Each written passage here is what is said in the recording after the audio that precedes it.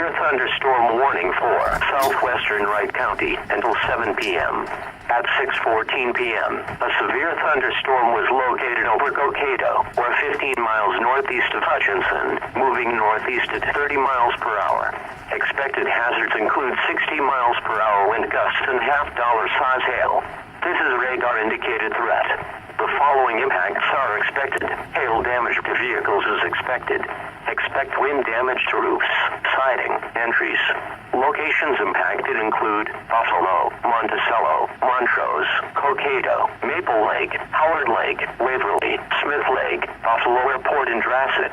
This includes the following highways: Interstate 94 in Minnesota near mile marker 193.